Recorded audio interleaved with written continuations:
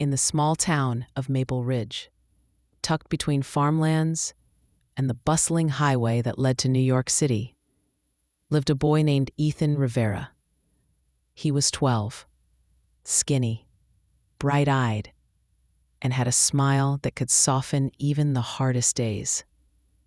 His father, Miguel, was a vegetable vendor who sold fresh produce from a little wooden stall near the farmer's market. Their income was modest, but their hearts were full of dreams. Ethan loved helping his father on weekends. He arranged tomatoes, carrots, and spinach with care, and often shouted cheerfully, "Fresh veggies! Pick what your heart likes." Customers adored him. But there was something Ethan kept close to his heart, something far bigger than the vegetable stall or the town itself. He wanted to become a robotics engineer. He dreamed of building machines that could change lives, especially for hardworking people like his father. But dreams came with challenges. They didn't have a computer. They didn't have money for fancy robotics kits. At school, while others talked about coding camps and new laptops, Ethan took notes by hand and borrowed old library books about circuits and programming. Some kids laughed at him. "Robotics? Come on, you're the vegetable boy," a classmate teased. But Ethan didn't flinch. He went home, repeated the teasing words in his mind, and used them as fuel. One evening, after helping his father pack up the stall, he noticed how tired his father looked. Miguel rubbed his back and sighed.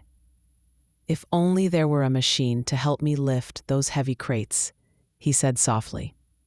Ethan's eyes lit up. That night, he pulled out his sketches and scribbled designs feverishly. A lifting device, simple, mechanical, maybe using pulleys and small motors.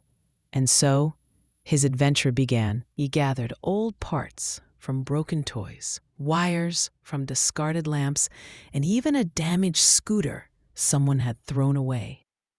He watched YouTube tutorials from the library's slow computer, wrote down every step, and practiced with parts he collected from the town junkyard.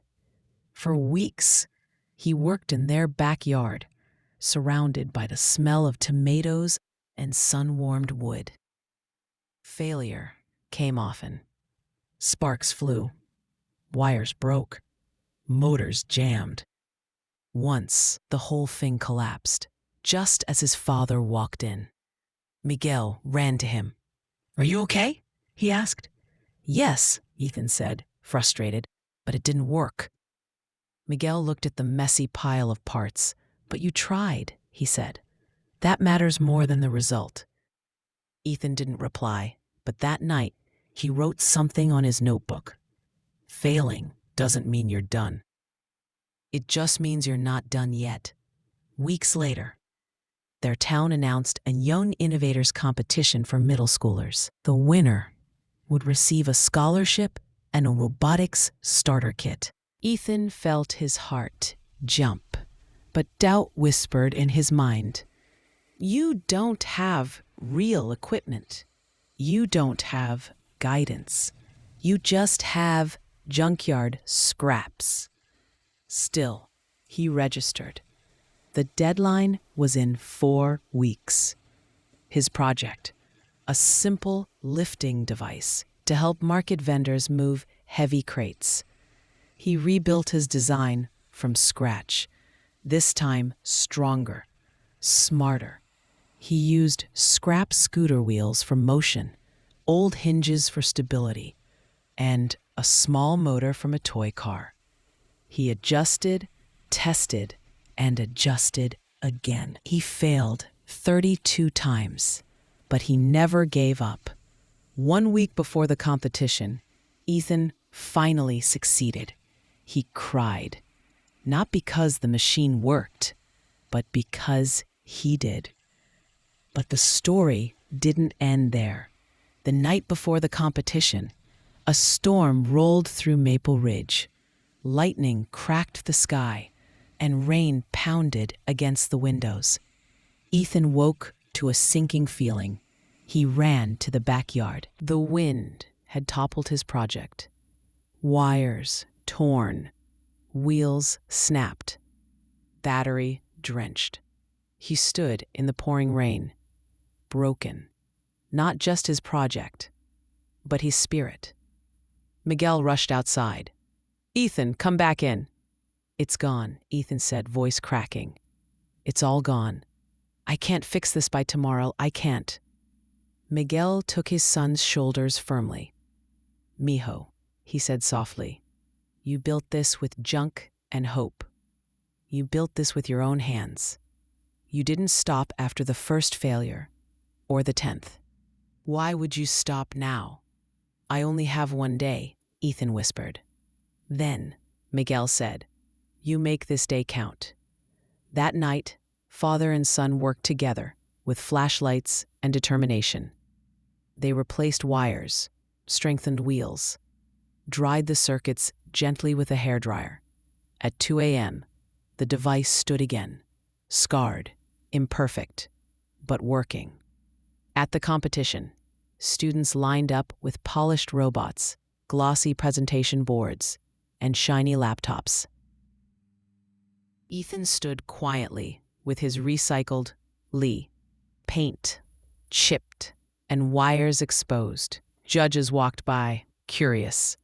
Ethan explained not just how the machine worked, but why he built it. "It's for people like my dad," he said proudly, "and for anyone who works hard but needs a little help. You don't need expensive tools to solve problems. Just determination, just the will to keep trying." When he finished, there was silence. Then, applause. Ethan didn't win first place. He didn't win second. He won the special award for impact and innovation. A scholarship, a robotics kit, and mentorship from an engineering professor. But the real prize? He saw his father crying tears of pride in the audience. Months passed, and Ethan built more machines. Some to help elderly neighbors carry groceries. Some to help his father organize heavy crates. His story spread through Maple Ridge, then the entire state. Years later, when Ethan walked into his first college engineering class, he remembered every failure, every broken wire, every rainy night, and every moment he almost gave up, but didn't. He smiled, because that's what made him who he became. Moral of the story? Never give up.